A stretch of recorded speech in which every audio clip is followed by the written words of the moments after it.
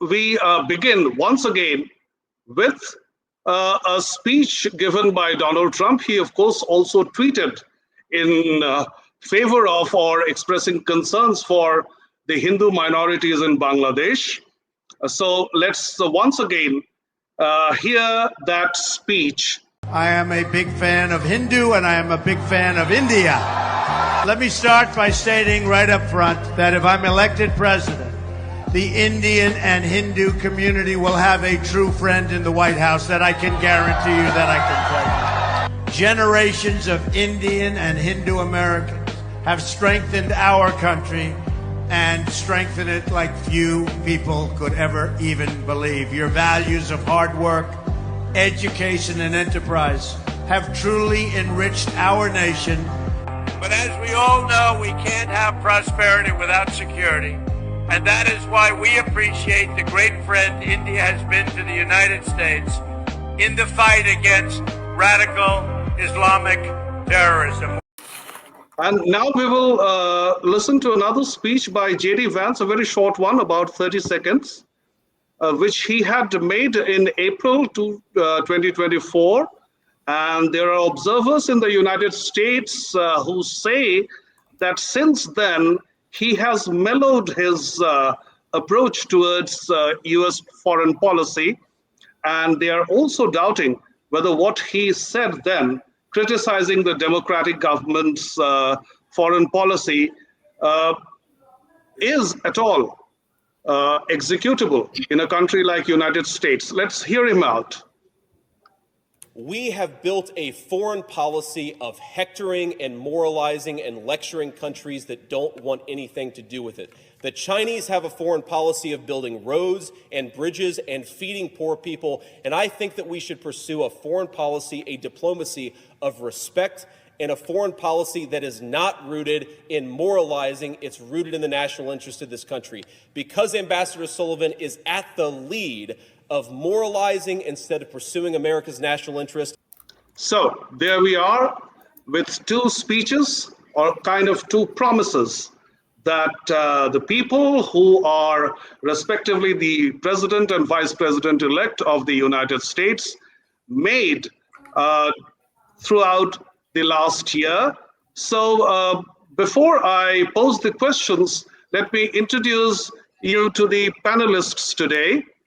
Clockwise, on the screen, you have Richa Gautam from Colorado, Ramesh Rao from Georgia, Rutvij Hole from California, and Mantosh Sharma from California as well. The first question I have for each one of you is based on a recollection of how Donald Trump had been during his first term, 2016 to 2020. There are a few anecdotes and experiences shared by senior leaders from India, which make us a bit skeptic about whether Donald Trump will be able to achieve what he has promised. So the first thing is in the public domain. It's therefore not quite an anecdote. When the then Finance Minister and also Defense Minister of India, the late Arun Jaitley, was on a trip to the United States, Mr. Donald Trump reportedly made him meet somebody who in the Indian bureaucracy would be at the level of an undersecretary. And Mr. Jaitley was so angry, so frustrated, though he did not express his frustration back there, coming back here and saying, this guy does not even know how important I am. Well, he did not say exactly that, but that is what he meant. That he makes me meet an undersecretary in the United States, and that does not seem to suggest that he takes India very seriously. That is one question. The other question is there are a whole lot of departments of the United States dedicated to the idea of interfering in matters of the world, overlooking or ignoring their sovereignty. So the students of history would be familiar with the Monroe Doctrine, which was kind of saying that if the rest of the world does not interfere in the Western Hemisphere, then the United States will stay aloof from them as well. But when it was revised, it became that, well, we will perceive whether there is a threat to the United States, and we will also study how democratic or how free the rest of the world is. And if things don't turn out to be to our satisfaction, then we will intervene. Ever since the past, for the past 100 years, we have seen two world wars. We have seen the situation in Bosnia Herzegovina. We have seen the Arab Spring just about more than a decade ago. We also saw in India how a host of NGOs were supported what appeared like the CIA through the Ford Foundation. And overnight, there were more than 400 candidates floated by a newcomer, a new kid on the block, the Aam Aadmi Party. And we saw that a new party couldn't have had such finances so as to be able to float more than 400 candidates in the 2014 elections, which they did. It couldn't have happened without some external support.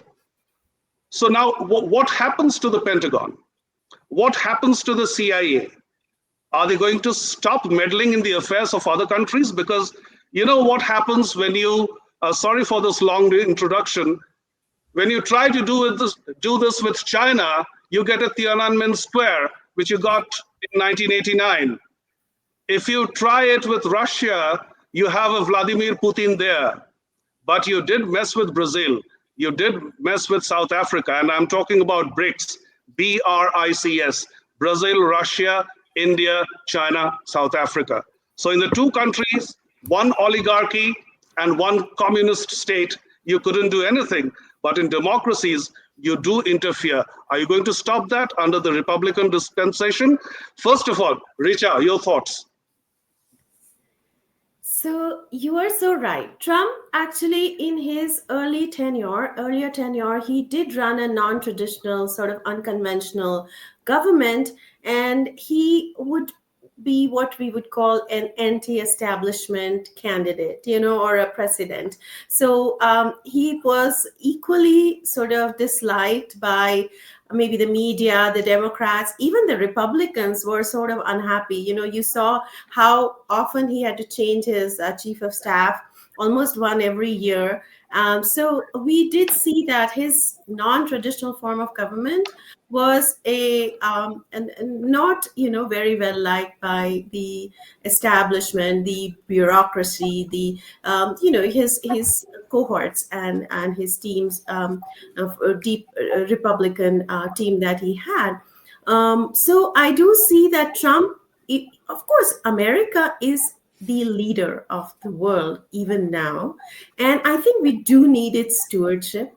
What is probably going to happen under the Trump-Vance leadership at this time is that the whole warmongering that is part of the strategic foreign policy of America may become a bit, in the sort of on the backstage, and it may not be as there's obviously a lot of talk about ending the wars, and I think they mean business with that.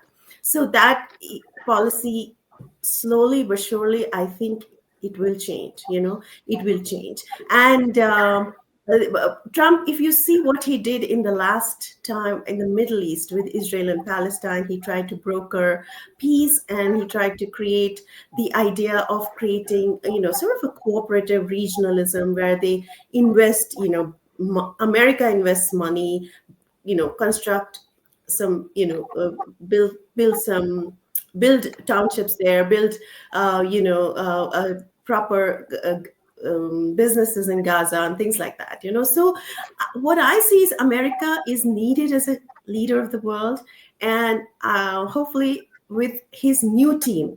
So important thing that I want to say and end with this thought is that let's look at the trends in his transition team.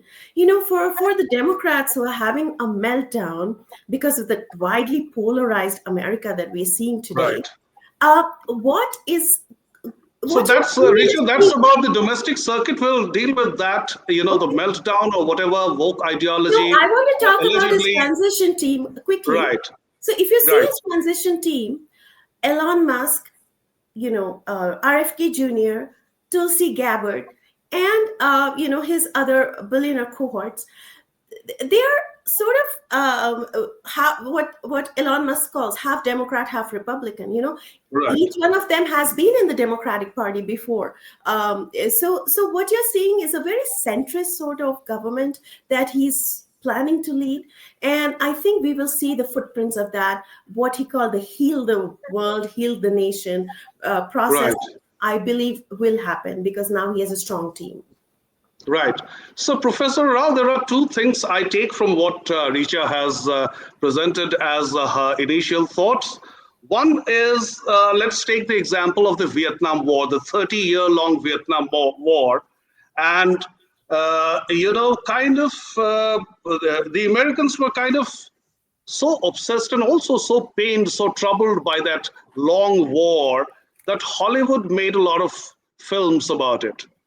And one thing you would notice across those films is that the Democrats have been venerated while the Republicans, particularly Richard Nixon, was vilified. Whereas, as far as facts are concerned, whenever there was a Republican government in those 30 years, they tried to withdraw the troops, they tried to, disinvest in Vietnam. And whereas Kennedy actually poured in more money into the war in Vietnam. Not only that, we saw very recently that it was Donald Trump who got into a truce with the Taliban for Afghanistan. While that was handled in a very messy manner after the takeover by Joe Biden, where he retreated in haste, and we saw some very unseemly scenes in Kabul then. So, my question to you is about the difference between reality and popular perception, in the field of arts, for example. So, how do you reconcile between these two? Because that is what we are looking for at the moment.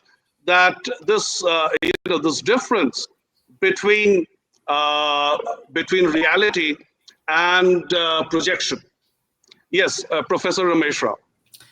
Yeah, thanks once again for inviting me today. The challenge, I think, for all of us, when we look at these grand kind of historical and present day landscape, we want to see patterns because we are afraid of cognitive dissonance. Any kind of information that goes against what makes us comfortable, we tend to ignore. So that kind of selective perception, selective attention, selective listening is also happening right now. I want to kind of very quickly comment on the first two video clips that you showcased here.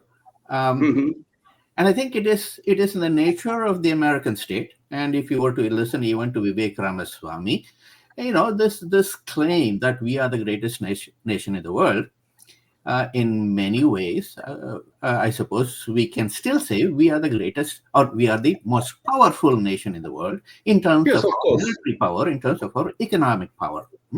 But how do we define greatest? And this is where I think this, we can go back to the whole European colonial project of the white man's burden and so on, of the Christian project of Christianizing the world. And all of those patterns and all of those dynamics are still very much in place. And what we want to kind of now see is how would this play out in the next Trump presidency? And this is where I think what J.D. Vance said was very important. When he said we should stop moralizing, that goes to the fundamental, even Christian project of changing the world. It is based on Christian morality. We know best. Our God is the only God. Our book is the only book. We are ethical and moral beings, and we want to change the world. And when J.D. Vance says, we better stop moralizing, that then cascades down into a variety of realistic, practical aspects of society and of global dynamics. Does that mean, for example, just in terms of whether, and you are right, in terms of the role of Kennedy in the Vietnam War, Johnson versus Nixon, all of those kinds of things. Again, we try to see certain kinds of patterns, and it is not always visible, but we tend to impose our own kind of, comfort patterns of those things. But I believe if the Trump government would focus on its immediate domestic agendas, it will also be reflected in its global agenda. Right. Stop there for now, because I want others to pitch in, and hopefully we'll be able to come back and say how this will practically play out in terms of America's India policy. Right. So therefore, I would ask Mantosh to pitch in with his initial thoughts. You have heard the questions, Mantosh.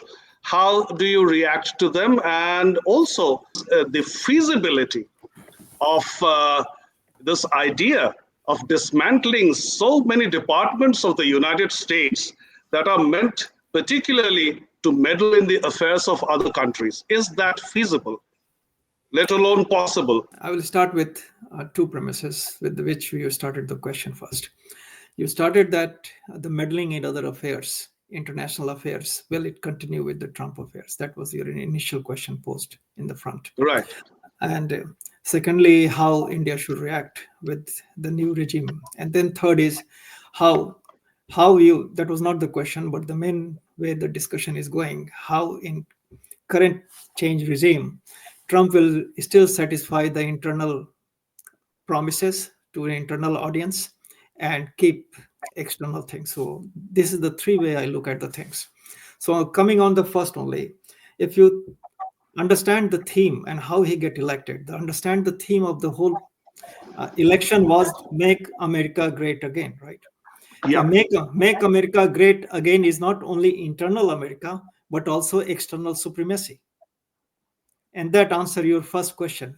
Even in the Trump regime, external supremacy, which America always had, regardless you are having a democratic establishment or Republican, does not matter.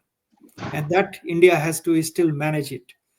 Moving forward, in the new alignment and everything, we will be together on 75% issues, 25% issues we will manage it. For example, with handling Trudeau will be much easier with Trump administration than with the earlier regime in future. So that's the way one thing. But expecting that America is going to go in the Buddha path, that is overestimation from us. America will be America because underlying theme is always make America great again. What he is trying to get away from that theme, overindulgence on expenses, involving participants to pay more chip-ins. Even India may have to chip in on the Quad expenses. Right. So that is the way. But the theme has not been lost. Make America great again is American supremacy, regardless Democrat or Republican. So that is given. Number one.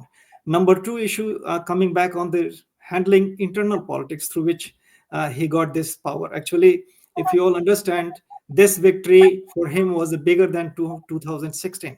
And in 2016, many even said that it was white lash. White lies means there was a revolt of cultural fear from the white America because of Obama was president for a long time. That's why Midwest and evangelical make a coalition and they defeated him. They defeated Hillary Clinton, but this time it was not the case. This time it was so pervasive. Even in California, he got more votes than the last time, and it was the vote for change. But Mantosh, I've got a question there because, sorry for interrupting. I've got a question there. Trump was competing with Hillary Clinton, another white, and a woman at that.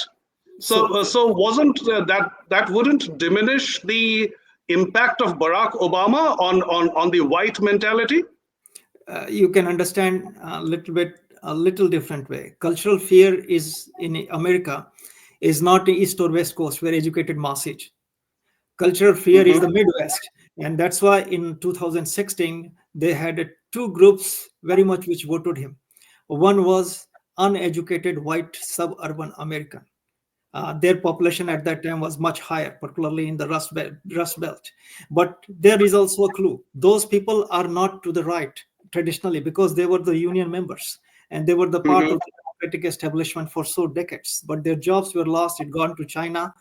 He understood the political pitch and said, I will bring your job back. I will teach China a lesson. And all those union members, uneducated white, it appealed to him and they coalesced with him. So that was the history. That's why in suburban vote base, um, Hillary Clinton was not successful, but when Biden came, he was able to take 15% more vote than Hillary Clinton in that base, and that's how he Right. won Michigan, Wisconsin, and Pennsylvania. So that was the history there. But I'm coming to the point, the second point, which was talking how he is going to address internal politics or internal promises. Like take the example, Elon Musk is on the board, but Elon Musk need cheap labor to have a cheaper car, and Elon Musk need cheap aluminum and steel to have a cheaper car. And Trump is talking big tariff. Trump is talking. Uh, More jobs at the local than the outside. So it is little controversy here. Even to dispose, take out 11 million American out from illegal American from out of the country, you have to hire a lot of government official to execute that position. And here we are talking reducing government establishment. So there are a lot of controversy which will play, and we are all watching how this is going to play out. So I'll take the question of MAGA, Make America Great Again, to Ruthwij. Ruthwij, there are two observations that were made on the YouTube channel of the Squirrels, where you appeared. Three of you appeared in the previous discussion, and one of my colleagues there made an observation about Gurpatwant Singh Pannu. He holds a dual citizenship of Canada and the United States, and he has alleged that India tried to eliminate him. Now, I'm not saying he is right, even there have been allegations that he made it up. But the question is, if America perceives India as a force, as an entity that is trying to kill an American citizen on American soil, how the person, the leader who says he will make America great again, can live with that? Wouldn't that make him anti India? Ruthwich. In America, there's vote splitting often. There's different factions within the party, right? So, for example, this question about making America great again, you generally have in both parties, you have a war hawk faction, as they're called, right? A faction that is for war, is for, American expansionism. And then you have a dove isolationist faction that wants to pull back from war, that wants to be able to have America focus on internal affairs. Now, the question that we're all going to be looking towards is that will the people that dominate the Trump cabinet this time be people who are more hawks or will they be people who are more doves? Last time, there's multiple reports of this. Even Trump himself complained that the people in his administration were people that would often block his policies, would often come against the things that he wanted. This time, I am very hopeful that we'll be able to get a Trump that, is able to get what he wants because he has picked people that are more isolationist. And this does answer your question. I'll get to that in a minute. One of those is Tulsi Gabbard, right? I mean, amongst us, I guess, Dream Team of Six, Tulsi Gabbard is known and has been known now for the past 8-12 years for her prime policy position being that America needs to stop being involved in foreign wars and in the affairs of foreign countries. What I think will happen in this administration is one, you have a much greater awareness of the threats that are posed by anti-Hindu groups and by radical Islamists and their allies in general, right?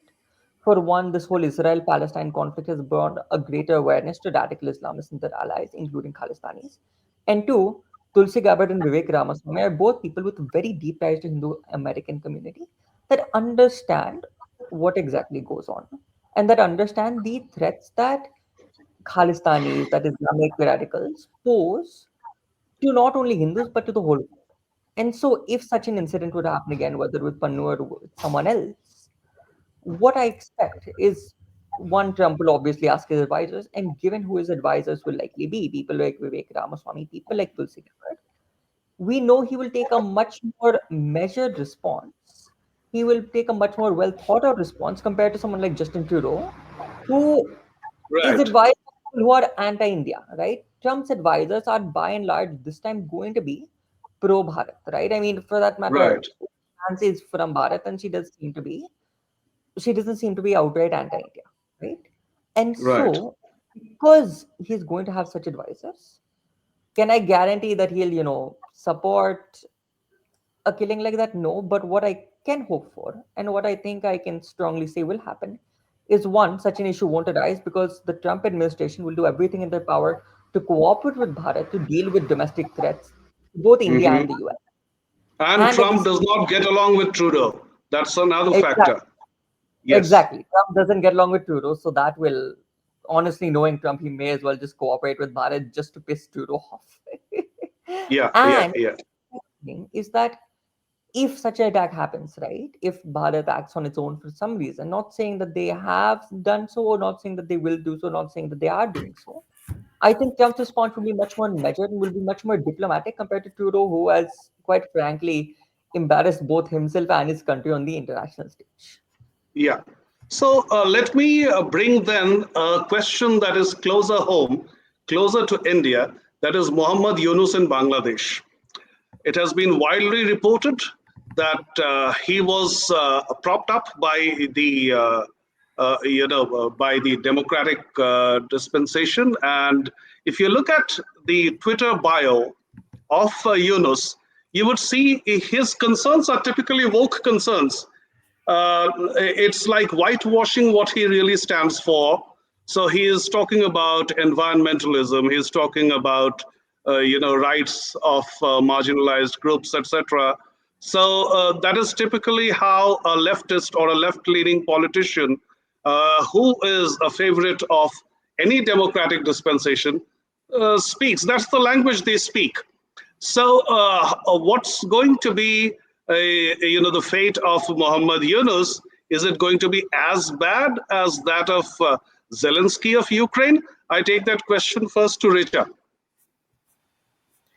So I want to quickly point out about the fact that, whenever a country like India would want to extradite, they would have to extradite any of the criminals that they feel need to be sort of tried and tested in their courts. So that is a typical manner in which a country to country operation works, not non-judicial killings in other countries. So I don't think that India would, venture like that in any of the, governments that US might have, including Trump.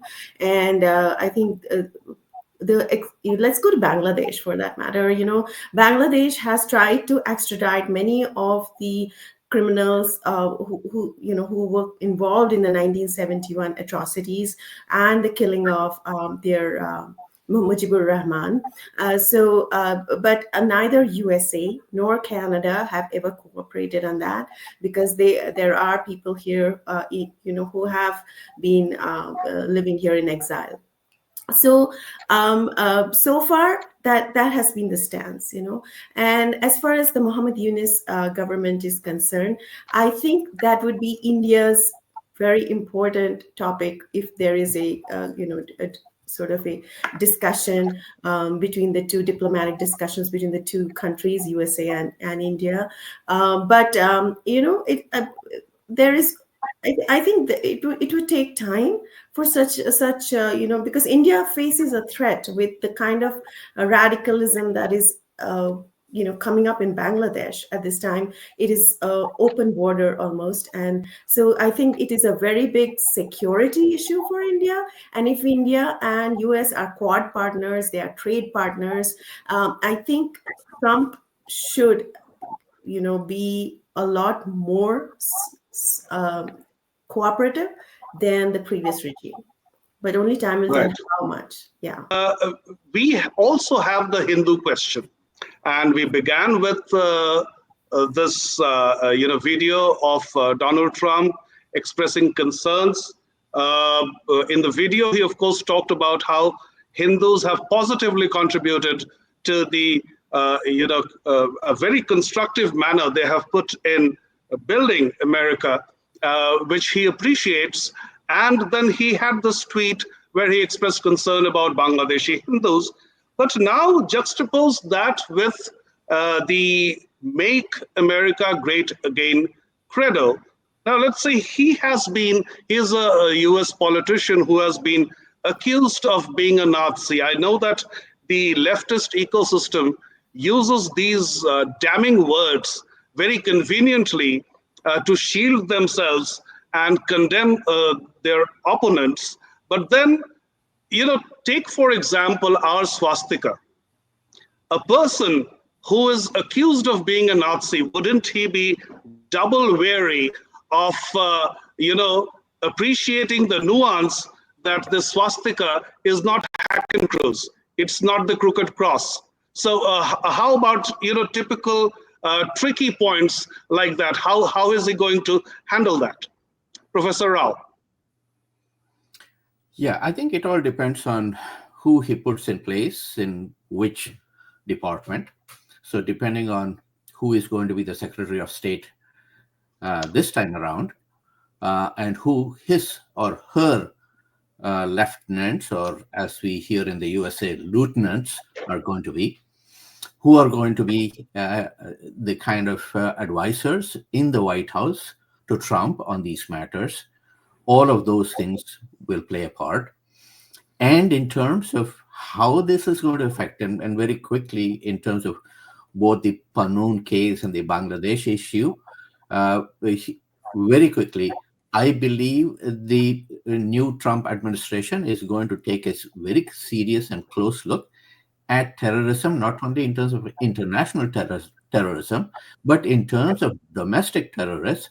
And here, maybe the Khalistanis are going to be put in their place, hopefully, because I don't think, and this is what has happened. I think the Biden administration and the Trudeau regime in Canada have countenanced, have basically, if not supported, the Khalistanis, and that means they have allowed those kinds of extremists, as we call them, who are basically terrorists in the garb of, whatever they are, Yes. to prosper and to carry out their activities. And so the new administration is surely going to take a look at it and therefore go and do what the Indian government and the Indian citizens want in terms of controlling and ensuring that these terrorists are defanged wherever they live, wherever they Right. may. The challenge for the US is that once, and maybe again, the Western former colonial empires, is that whenever they have given citizenship to people, they don't want to extradite them, even though they might have done the most awful things. They say, "Oh, we'll take care of our own." And this is where maybe the Trump administration is going to be more open to an extradition request from the Indian government. So that is Right. something that is possible. And in terms of Bangladesh, surely, the Biden administration, with Secretary Blinken in the State Department, have put a thumb on the scale to make to first drive out Sheikh Hasina and to install Mohammad Yunus.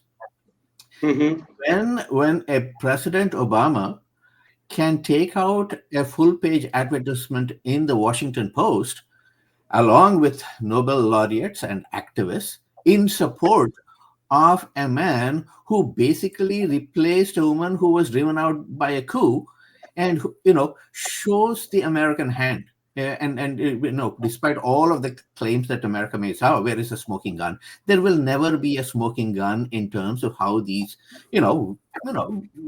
players who are very adept at the games that they play will never, show the word. But we Right. do know we can figure out these things, and basically it is the U.S. that has put Yunus in charge of Bangladesh, and this is Right. what I suppose the Trump administration, and again, given who is going to be his new Secretary of State and the kinds of advisors he's going to have in the White House, are going to make a difference. And they might say Right. they might ask for a quick, election and ask Yunus Yeah. to get out of his quote unquote special whatever advisor role that he given, and to kind of bring about the kinds of changes and ensure the security of the minorities in Bangladesh. Right.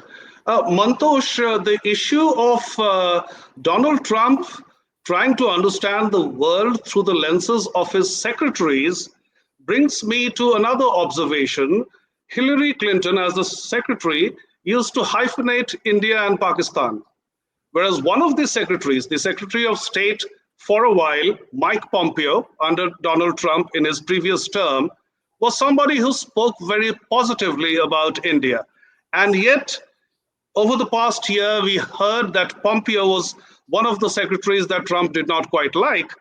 And when he gave examples of his first term, saying that there were things he wanted to do, he couldn't because of certain secretaries, including Pompeo. That's a very sticky kind of a situation. Like we liked someone from his cabinet whom the head of the cabinet, the US president, did not like. So of course, I hear that a Gujarati is going to be one of the secretaries this time. Are things going to be better as far as the cabinet constitution of Donald Trump is concerned? Mantosh. So understand this way. India has its work cut out at two levels. One is managing Yes. relation with USA. Second is managing relation with Donald Trump as a person. Because understand this way. Donald Trump is so unpredictable, as you gave the example of Pompeo, but whoever was close to him at one time is no more close to him at now.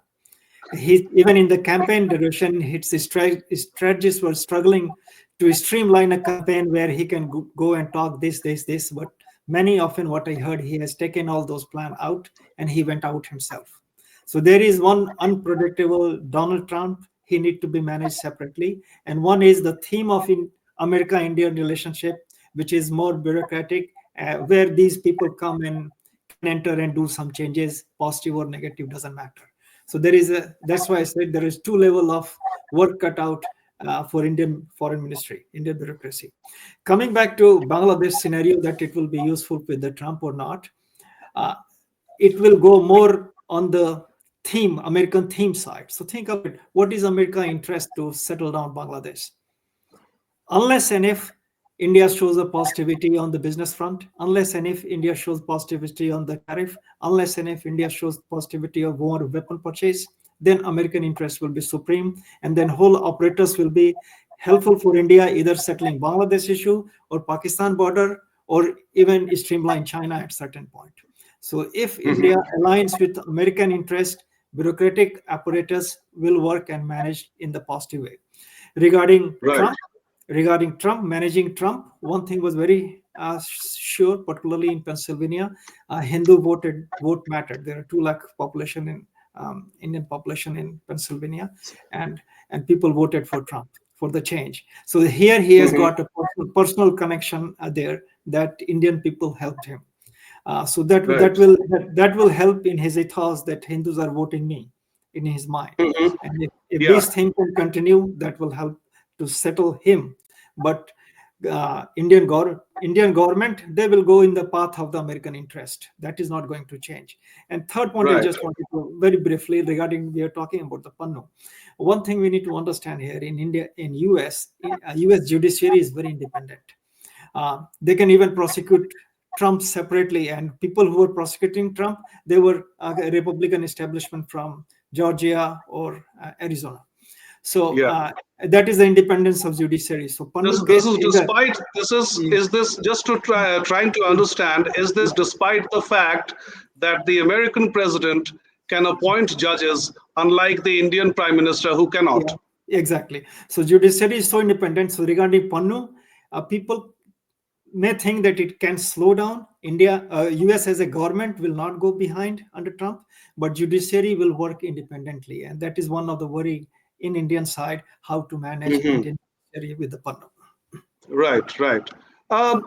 Rutvij, I remember in the previous round of discussions that we had, you talked about certain stereotypes about Hindus in particular and Indians in general. Till the time you were conforming to those stereotypes, Democrats were fine with you. But the moment you tried to carve a niche for yourself, you tried to have an independent existence beyond those stereotypes, Democrats did not like it. Are things going to be different under Trump's dispensation? And also, when we are talking about two identities of ours here, one as a Hindu and one as an Indian. So also take this question, and I'll take that to other panelists as well, which is St. Martin's Island. So there we are talking about Indian interest.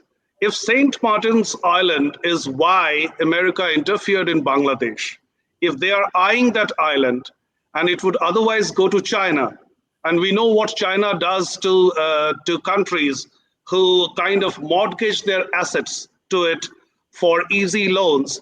We saw what happened to the Hambantota port in Sri Lanka, for example. It does not any longer belong to Sri Lanka. It belongs to China, and so India is in kind of a catch-22 situation. Whether Saint Martin's Island uh, becomes a base for the U.S. military, or for whatever ways in which the US wants to exploit that part of Bangladesh, how are we going to handle that? One question is about Hindus being able to live, being able to enjoy their religious freedom as well as social identity in communities of the United States. And the other question is about US interests in different parts of South Asia or Southeast Asia. Yeah, Ruthwich. Let me take the first question, then I'll go on to a second.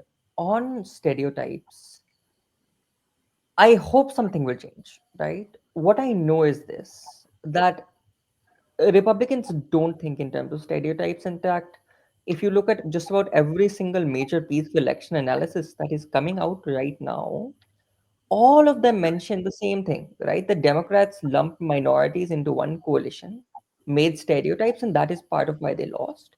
And Republicans had gains amongst every single minority group because they didn't make stereotypes. That much I can say is that the GOP of today is the GOP, meaning the Republican Party, is Yeah, not the GOP of what it grand was old even party. 20 years ago. Yeah, the kind of conservative Christian wings, they exist. I've dealt with them, but they are a dying group, will soon to come out. And Trump is very much not part of that, right? He is not a very traditional Republican. And this time, because, last time Republicans weren't prepared for a Trump victory, they didn't expect Trump to win the primaries. And so when he won the primaries, when he won the election, also defying their expectations, they really just filled his staff with established Republicans. This time, groups have been actively preparing for the past 4 years, people who fall in the Trump wing of the GOP. And so my hope is that at the national level, these people, because they think in a more enlightened pluralistic manner, will not force Hindus to follow any stereotype, because they know that Hindus aren't a monolith. They know that we have as deep a tradition, as deep a culture as any other group here, and we deserve to have the right to practice it without any interference. That is my hope for Hindus and for all minorities and for all people in the US. As for whether this will take place overall, right, I mean, as I mentioned, not everything can happen due to Trump, right? So, for example, you're seeing all of this. This Gavin Newsom, he just called a session of the California Assembly in order to pass bills to resist the changes Trump may try to bring, right? And so some of these changes could include, measures to strengthen this critical race theory in an effort to strengthen the stereotypes in democratic states like California, like New York. Hopefully, this doesn't happen. My sincere hope, because I want a strong two-party system, is that Democrats will take some time, reflect, understand why they lost, and leave behind this outdated and, quite frankly, idiotic idea of stereotypes of racial minorities. But Hmm. knowing the party, knowing how little it is, how it has refused to change, which you can see based on the fact that the 2016 and 2024 election results are almost mirror images of one another.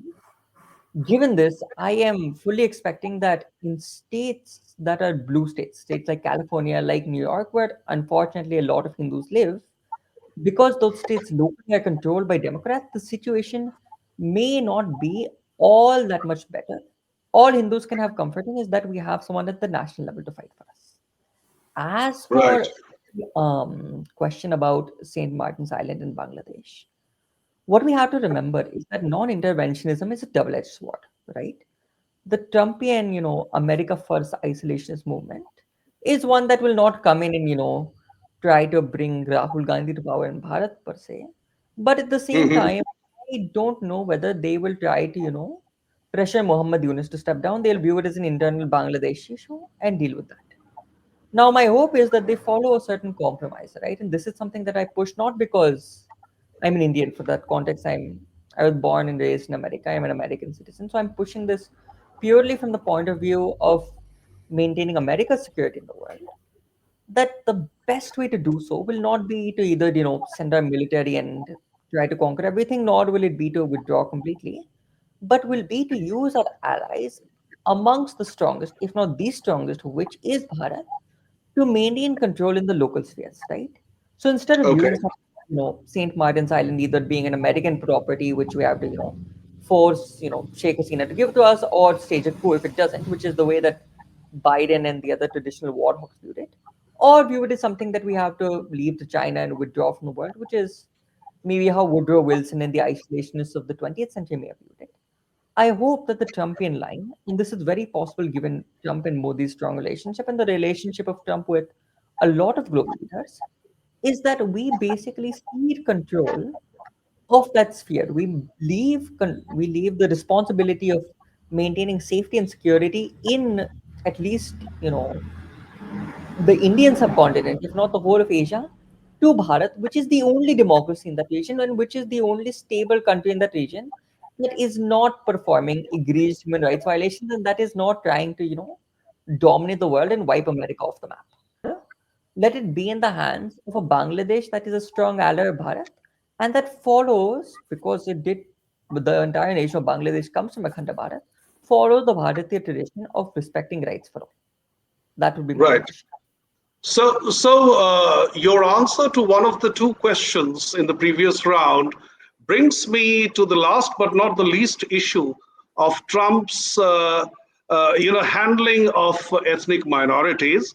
And what I hear from the United States, what I read on X by several users, is that the Midlands in the United States were particularly disturbed by the imposition of the woke ideology, and where Trump says very clearly that he would take penal action against teachers who put this in minds, in the impressionable minds of children, that they were born in the wrong sex. A biological man or a biological woman are the only types of men and women I have always known. But now you can assume them. And why this is important for the whole world is because the whole world is also witnessing a Netflix generation, an Amazon Prime generation, where the storylines have such characters imposed on them, trying to normalize what is certainly not scientific. And then, very shocking concern for India is that some time ago, the CBSE, the Central Board of Secondary Education in India, was so impressed by this Democrat ideology that they made the NCERT, the National Council for Education Research and Training, changed the local education curriculum to kind of purge the words of he for a male and she for a female, and everybody is supposed to be they now on, and little children who can just make up their minds about what the world is by sheer observation. They were told that no, what you observe is not normal. There are going to be people who are men but who should have been women, or women who should have been men. And this is something that is affecting, that is changing the way people have thought about life, thought about one another, and therefore, if the Trump administration takes action against all the institutionalized frameworks that were pushing this agenda, how is it going to impact the whole world?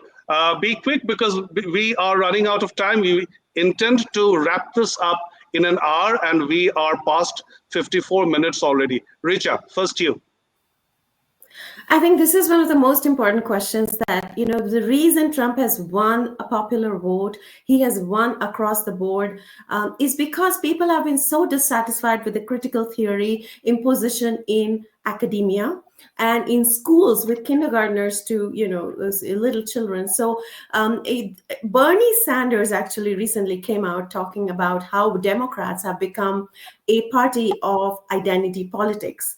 And, we have been fighting the imposition of race narratives, caste narratives, this LGBTQ plus narratives where children are being told that they can come to school, say that they are of a different gender, identify differently, and then their parents have no right to interfere in puberty blockers or surgeries that the children will take.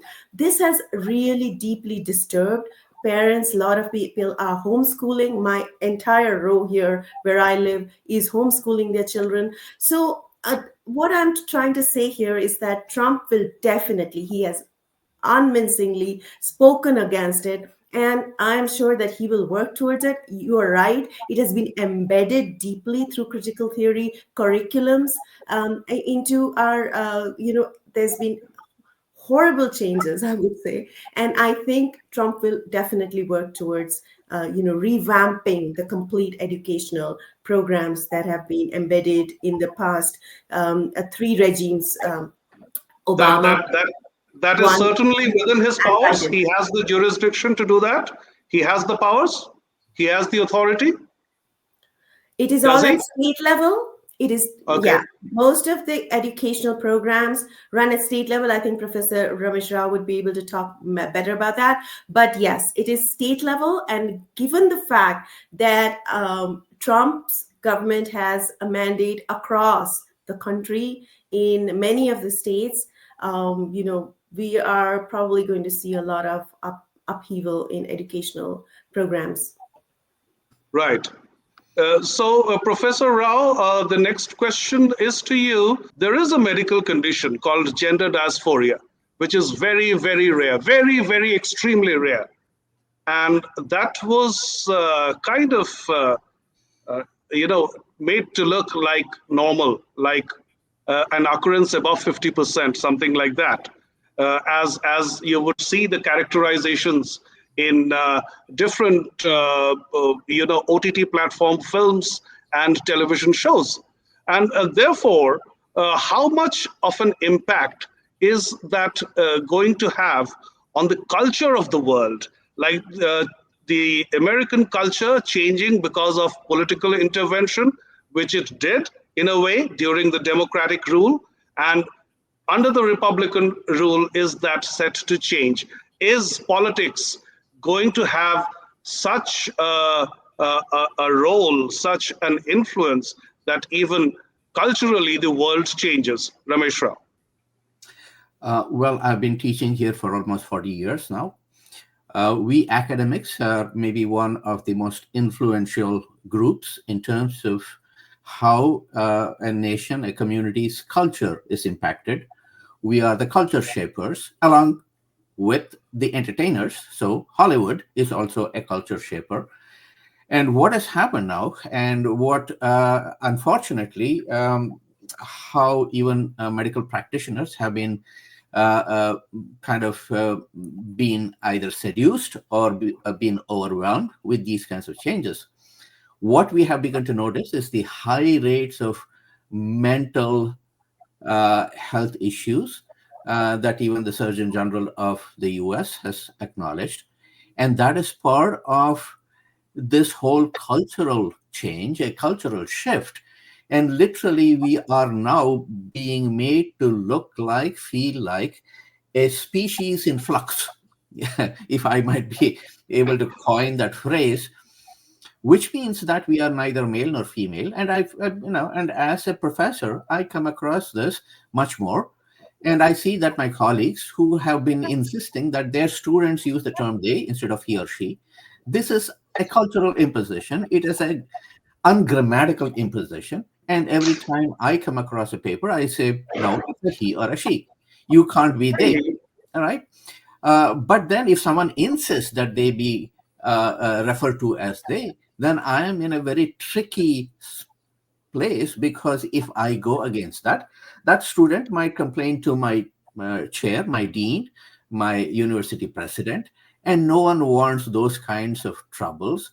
And they are going to say, this is, so this is something that President Trump, I hope, will be able to really influence, making changes in the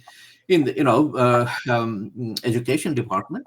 And whatever it is that the federal government does, whenever a federal government basically kind of, shuts off the siphon that, transmits funds, surely then people will begin to take notice. If there is no money, they will stop talking about it. So that is where I think the Trump administration can really play a part, ensuring that these kinds of studies, literally with no real scientific ground to stand on, are being pushed and are being published. So that is really a big cultural issue that which influences the whole world, because now every child everywhere in the world that has a cell phone has access to these kinds of nonsense. Right. So, for one, of course, they is a plural pronoun and not a singular one. So, addressing somebody who is just one person as they kind of puts me into a grammatical fix. Mantosh, how do you see it? Trump is a political animal. As President Trump, sorry, I misspoken. Political animal. If the ground fever goes in that kind of discussion, he will have an attention. Otherwise, by heart, he is a centrist. Traditionally, that's why whom you are talking to, he appears his side in that way. If working class is looking at him, they seem to feel that he's my savior.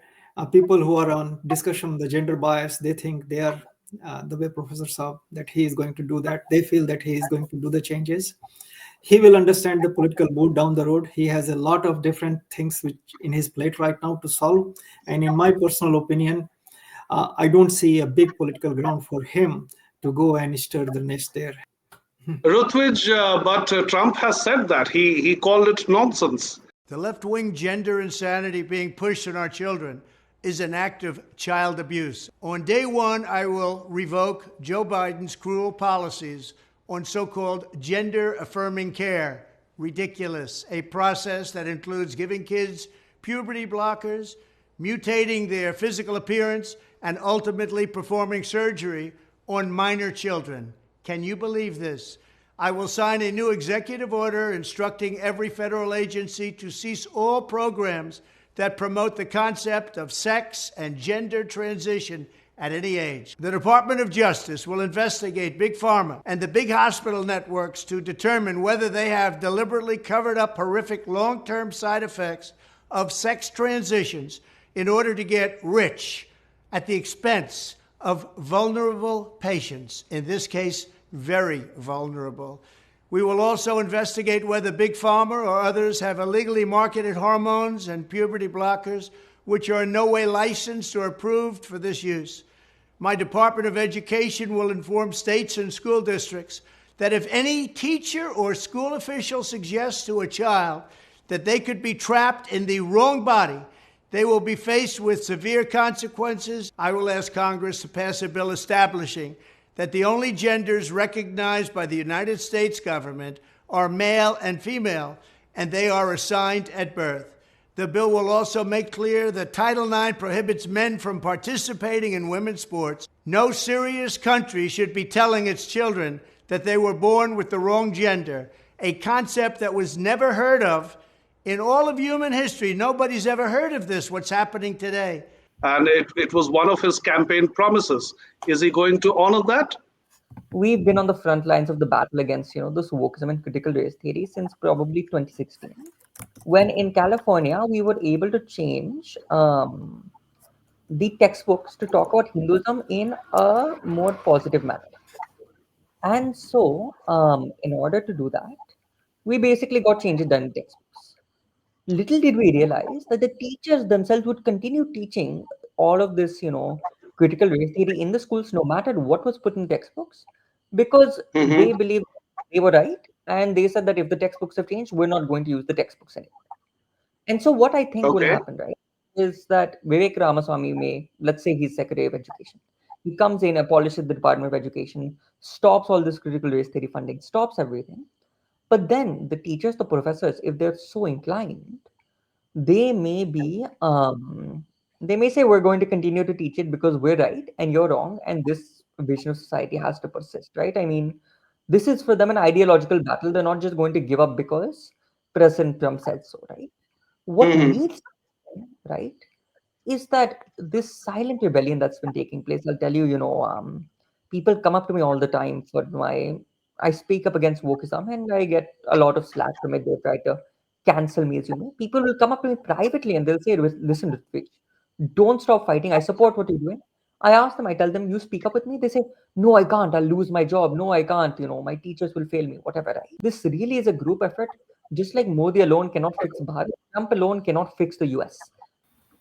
From where I stand ideologically, I hope Trump does what he promised to do. And with that, I thank Richa Gautam, Rutvij Hole, Professor Ramesh Rao, and Mantosh Sharma for joining this show. Let's hope that the US not only stops interfering in the world affairs politically, but also culturally. And as and when there is something happening in the United States that has Indian interests or Hindu interests linked to it, we will bring together Indians in the United States to share with us their perspective of how things are going to shape up thereon. Thank you very much.